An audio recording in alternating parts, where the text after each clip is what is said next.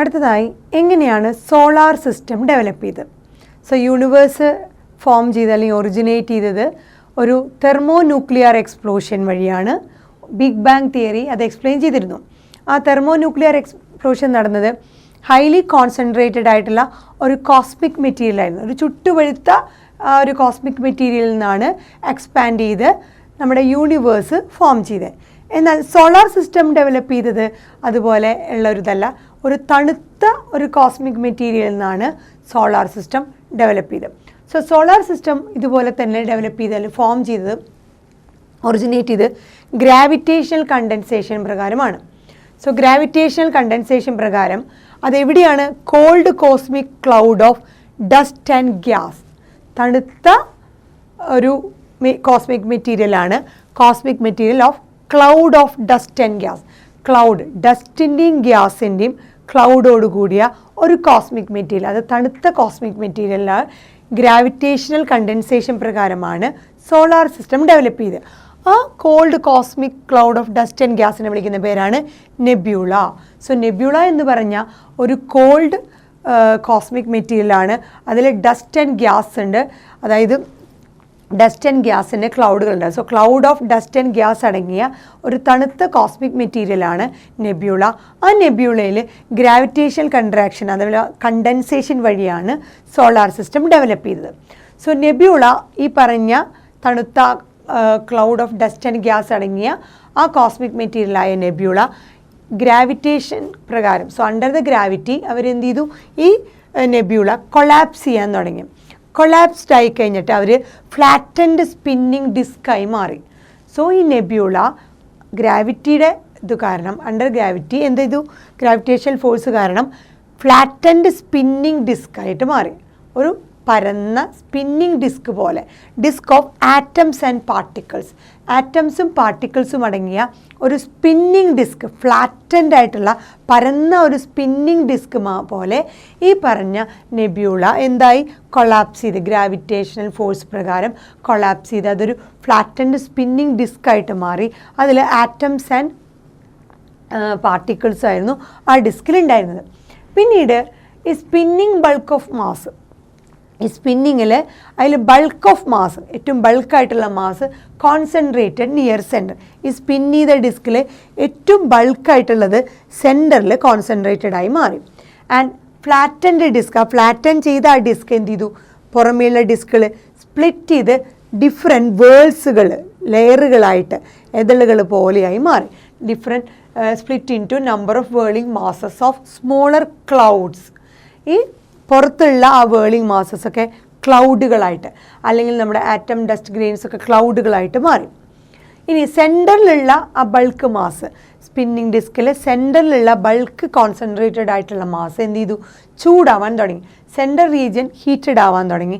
എന്നിട്ട് അതൊരു സ്റ്റാറായി ഡെവലപ്പ് ചെയ്തു. അതാണ് പ്രിമിറ്റീവ് സണ്ണായിട്ട് പറയാം. ആദ്യം ഫോം ചെയ്ത സൺ, സോളാർ സിസ്റ്റത്തിൽ ആദ്യം ഫോം ചെയ്ത ആ സണ്ണ്. സോ ഇവിടെ കൊടുത്തിട്ടുണ്ട് നമ്മുടെ സോളാർ നെബ്യൂള.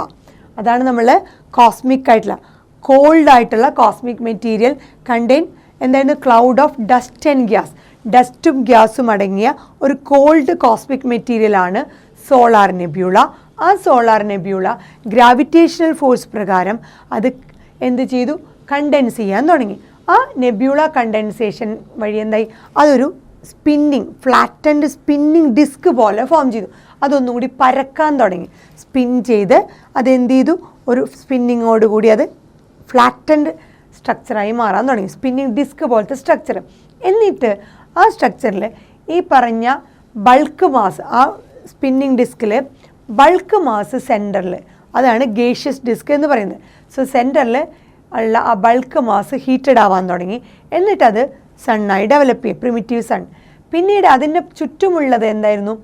കുറേ വേൾസുകളായിട്ട് അറേഞ്ച് ചെയ്തു. ആ സ്പിന്നിങ് ഡിസ്ക് ഡിഫറെൻറ്റ് വേൾസുകളായിട്ട് അറേഞ്ച്ഡായി. ആ വേൾസിലുള്ളത് ആറ്റംസ് ആൻഡ് ഡസ്റ്റ് ഗ്രെയിൻസും ആയിരുന്നു. ഈ ആറ്റംസ് ആൻഡ് ഡസ്റ്റ് ഗ്രെയിൻസ് ആയിട്ടുള്ള ഈ പറഞ്ഞ atoms and dust grain different വേൾഡുകളായിട്ട് ഉണ്ടായിരുന്നു. അത് കുറച്ച് കഴിഞ്ഞപ്പോൾ ഇവർ ക്ലമ്പുകളായിട്ട് ഫോം ഇൻ ടു ക്ലമ്പ്, അതൊരു ആസ്ട്രോയിഡിൻ്റെ സൈസിലുള്ള ക്ലംസ് ആയിട്ട് മാറി. പിന്നീട് അത് വീണ്ടും വളർന്ന് പ്ലാനറ്റിൻ്റെ സൈസിലേക്ക് ഡെവലപ്പ് ചെയ്ത് പ്ലാനറ്ററി സൈസായിട്ട് പ്ലാനറ്റുകളായിട്ട് ഡെവലപ്പ് ചെയ്തു. സോ ഈ ഡിസ്കിൽ ഫോം ചെയ്ത ആ different atoms and dust grains എന്തായി ഡിഫറെൻറ്റ് പ്ലാനറ്റുകളായിട്ട് മാറി.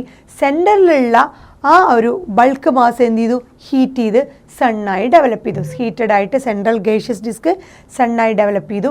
പിന്നീട് പറഞ്ഞ ഈ വേളിംഗ് റീജിയനിലുള്ള സ്പിന്നിങ് ഡിസ്കിലുള്ള വേൾഡ്സിലുള്ളത് ആറ്റംസ് ആൻഡ് ഡസ്റ്റ് ഗ്രെയിൻസ് എന്ത് ചെയ്തു അത് ക്ലമ്പുകളായി.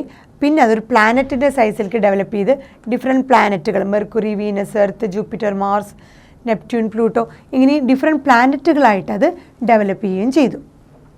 ഇനി നമ്മുടെ എർത്ത് ആദ്യം ഫോം ചെയ്തത്, സോ എർത്ത് ഫോം ചെയ്തത് എന്ന് പറയപ്പെടുന്നത്, എർത്ത് ഒറിജിനേറ്റ് ചെയ്തതെന്ന് പറയുന്നത് 4500 million years ago. 4500 million years ago ആണ് എർത്ത് ഒറിജിനേറ്റ് ചെയ്തത്. ഒന്ന് വേറെ തരത്തിൽ പറയുകയാണെങ്കിൽ അത് മില്യണിനെ ബില്യണിലേക്ക് കൺവേർട്ട് ചെയ്യുകയാണെങ്കിൽ 4.5 ബില്യൺ ഇയേഴ്സ് എഗോ ആണ് എർത്ത് ഒറിജിനേറ്റ് ചെയ്തതെന്ന് പറയുന്നത്. ഒന്നുകിൽ പറയാം 4.5 ബില്യൺ ഇയേഴ്സ് എഗോ, അല്ലെങ്കിൽ 4500 മില്യൺ ഇയേഴ്സ് എഗോ ആണ് എർത്ത് ഒറിജിനേറ്റ് ചെയ്തു എന്ന് പറയപ്പെടുന്നത്. ഈ സോളാർ സിസ്റ്റത്തിൽ എർത്ത് ഒറിജിനേറ്റ് ചെയ്ത ആ ഒരു ഡ്യൂറേഷൻ. ഇനി എർത്ത് ഒറിജിനേറ്റ് ചെയ്ത സമയത്ത് എർത്ത് ഒരു ഗ്ലോയിങ് ഫയർ ആയിരുന്നു, ഒരു തീജ്വാല പോലെയായിരുന്നു എർത്ത് ഒറിജിനേറ്റ് ചെയ്തത്. സോ ഒരു ഗ്ലോയിങ് ഫയർ ആയിട്ടാണ് എർത്ത് ഒറിജിനേറ്റ് ചെയ്തത്. ബിക്കോസ് ഈ സണ്ണാണ് ഹീറ്റഡ്, പിന്നെ അതിൻ്റെ അടുത്ത് കിടക്കുന്നതിനൊക്കെ അതിനനുസരിച്ചുള്ള ടെമ്പറേച്ചർ. ഇനി എർത്ത് ഫോം ചെയ്ത സമയത്ത് അന്ന് ഒരു പെർട്ടിക്കുലർ ടെമ്പറേച്ചർ എന്ന് പറയാമില്ല. There was no temperature. Earth form ചെയ്യേണ്ട സമയത്ത് ഒരു ടെമ്പറേച്ചർ എന്ന് പറയുന്ന രീതിയിൽ ഉണ്ടായിരുന്നില്ല. ഒരു ഗ്ലോയിങ് ഫയർ ആയിരുന്നു. ആ ഗ്ലോയിങ് ഫയറിൽ ഉണ്ടായിരുന്നത് എന്തായിരുന്നു? മോൾട്ടൺ മാസുകളായിരുന്നു. മോൾട്ടൺ മാസ് എന്ന് പറയുന്നത് ഗ്യാസ് ആൻഡ് വേപ്പർ, ഡിഫറെൻറ്റ് എലമെൻറ്റുകളുടെ മോൾട്ടൺ മാസ്, അതായത് ഗ്യാസ് വേപ്പർ ഓഫ് എലമെൻറ്റ്സ് ഏതിൻ്റെ ആയിരുന്നു? കാർബൺ, ഹൈഡ്രജൻ, ഓക്സിജൻ, നൈട്രജൻ എന്നീ എലമെൻറ്റുകളുടെ വേപ്പേഴ്സ് ആൻഡ് ഗ്യാസസ്. അത് ഏത് ഫോമിലാണ്? Molten mass of gases and vapour of different elements. ഏത് എലമെൻറ്റ്സ് ആയിരുന്നു? കാർബൺ, ഹൈഡ്രജൻ, ഓക്സിജൻ, നൈട്രജൻ എന്നീ എലമെൻറ്റുകളായിരുന്നു. ഈ എലമെൻറ്റുകളിൽ ഒരുപാട് പ്രോഗ്രസീവായിട്ട് ഈ ഉണ്ടായിരുന്ന ആദ്യമുണ്ട് എന്ന് കരുതപ്പെടുന്ന എലമെൻറ്റുകളിൽ കാർബൺ, ഹൈഡ്രജൻ, ഓക്സിജൻ, നൈട്രജൻ എന്ന് പറഞ്ഞാൽ ആ മോൾട്ടൺ മാസ് ഫോമിലുള്ള വേപ്പേഴ്സ് ആൻഡ് ഗ്യാസ് ഫോമിലുള്ള ആ എലമെൻറ്റുകളിൽ ഒരുപാട് പ്രോഗ്രസീവായിട്ട് ചേഞ്ചസുകൾ, മില്യൺസ് ഓഫ് ഇയേഴ്സ് ചേഞ്ചസുകൾ നടന്നതിന് ശേഷമാണ് ഒരു ലൈഫ് എർത്തിൽ ഒറിജിനേറ്റ് ചെയ്തത്. അതാണ് ഫോർമേഷൻ ഓഫ് ലൈഫ്.